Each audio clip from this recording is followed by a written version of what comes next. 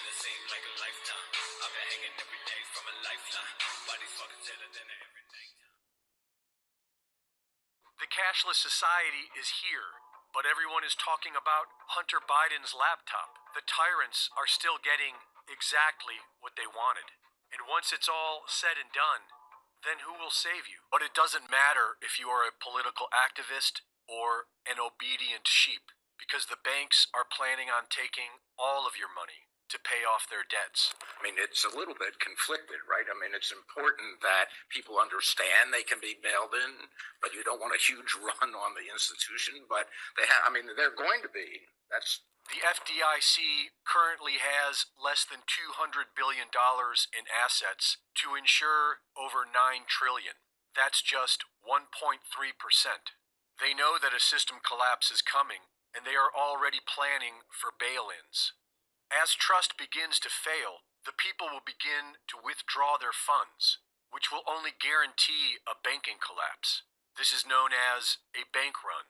In 2012, the International Monetary Fund, known for their reputation of coercion, violence, and extortion, published staff discussion notes entitled From Bailout to Bail-In: Mandatory Debt Restructuring of Systemic Financial Institutions.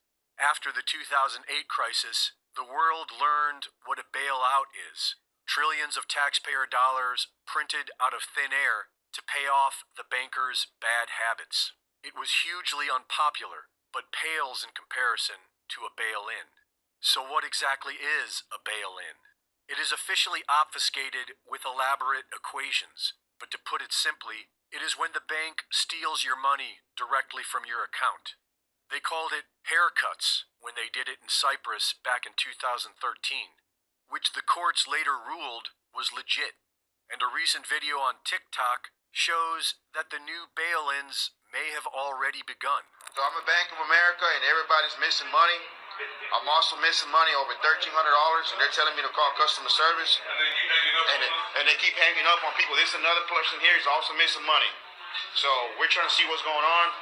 Money's missing today, and we need our money. And they're already telling us to call customer service, and customer service ain't doing nothing about it. So, just a heads up, if anybody's experiencing this, please let us know, because this is not right.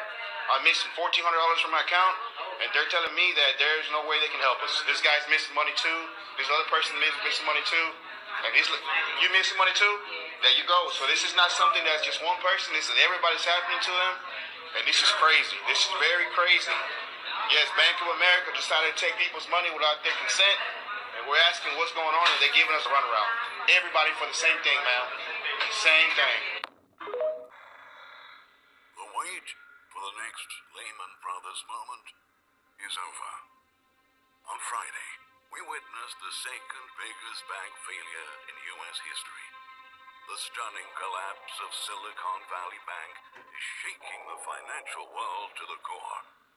At the end of last year, the bank had $175 billion in deposits, and approximately $151 billion of those deposits were uninsured.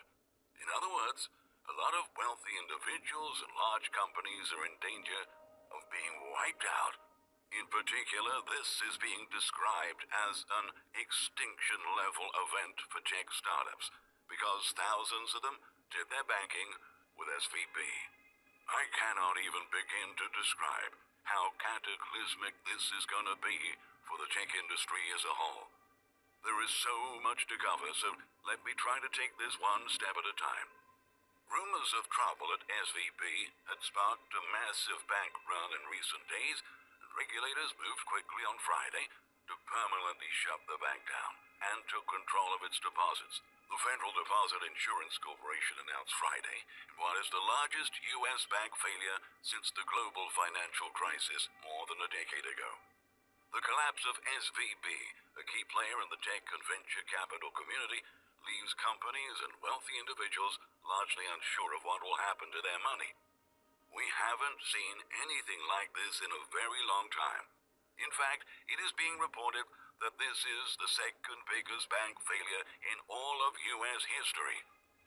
The closure marks the biggest bank failure since the 2008 financial crisis, and the second largest in U.S. history after Washington Mutual collapsed during that industry-wide meltdown, according to FDIC data. As at the end of December, Santa Clara, California-based bank, the 16th largest bank in the country, had $209 billion in assets with more than $175 billion in deposits. As with other FDIC member banks, SVB deposits are insured up to $250,000 per depositor. Worries over a run at SVB led Wall Street investors to dump other bank stocks as well. Shares of some prominent West Coast lenders took sharp nosedives on Friday, including First Republic Bank, PacWest Bancorp, and Western Alliance Bank Corporation. The good news is that anyone that had less than $250,000 in the bank will be covered by FDIC insurance. The FDIC standard insurance covers up to $250,000 per depositor per bank for each account ownership category. The FDIC said uninsured depositors will get receivership certificates for their balances. The regulator said it will pay uninsured depositors an advance dividend within the next week, with potential additional dividend payments as the regulator sells SVB's assets.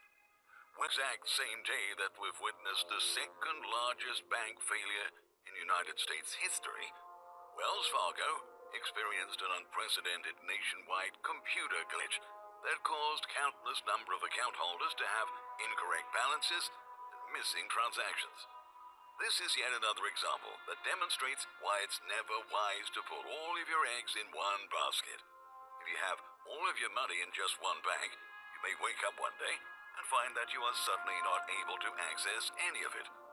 Because our banking system is far more vulnerable than most people realize.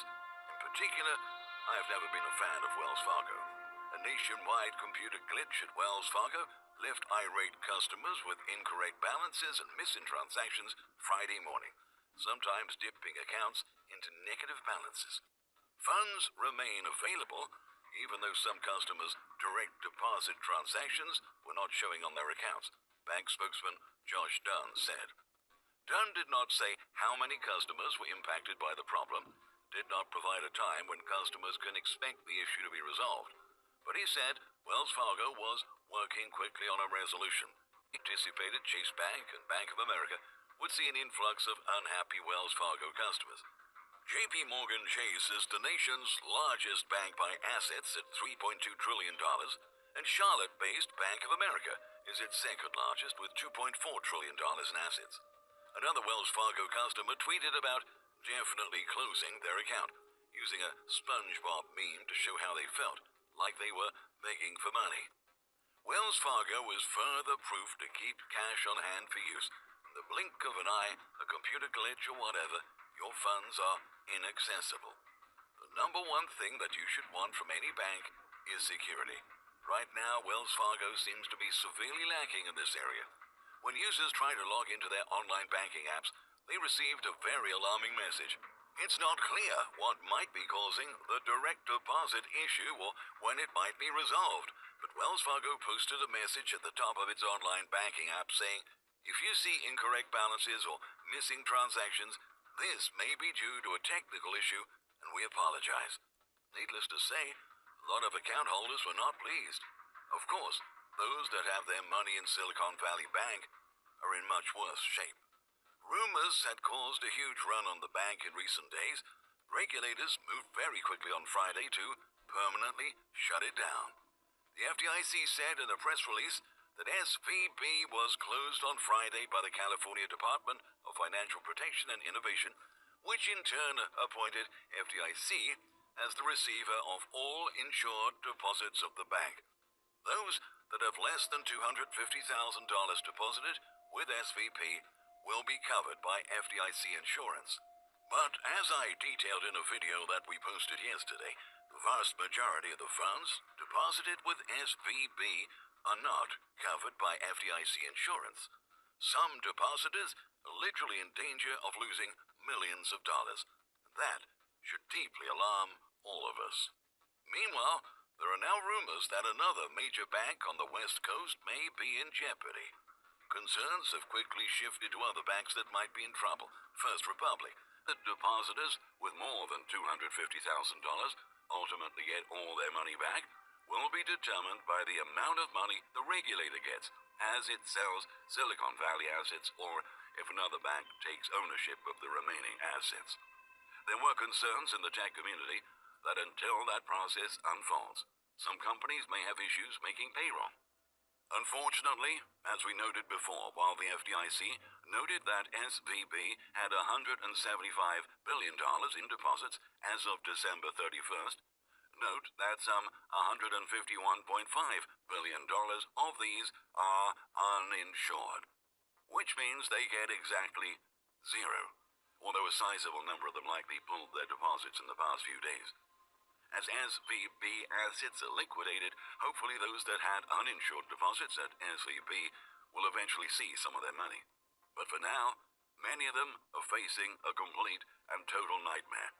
For example, one tech CEO named Ashley Turner is freaking out because she had at least $10 million deposited with SVB and has been frantically calling her banker. She said it has been the worst 18 hours of my life. Can you imagine how she must be feeling at this moment? Sadly, she is far from alone. The CEO of Y Combinator, Gary Tan, says that what we are looking at is an extinction-level event for tech startups. There are thousands of U.S. startups that banked at SVB, often as their sole bank. $250,000 per account is not going to last long. The number one pressing issue for these startups is payroll. You can't have people work if you can't pay them. This means mass furlough. It might mean thousands of startups die before the FDIC gets through its receivership process and releases the funds.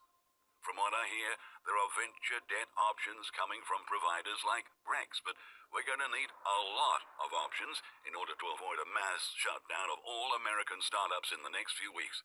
This is an extinction-level event for startups and will set startups and innovation back by 10 years or more. Another example of a firm directly impacted, and its staff and clients, comes from Parker Conrad, CEO of HR IT finance firm Rippling, facing payroll problems. So it's not just rich venture capitalist folks who could be suffering. It's real-world businesses and their clients and employees who are feeling the direct pinch of SVB's failure today. I wish that I could tell you that he is wrong, but I cannot. Murder on call with the fight now. 20 years and it seemed like a lifetime. I've been hanging every day from a lifeline. Body's fucking tailored than every day.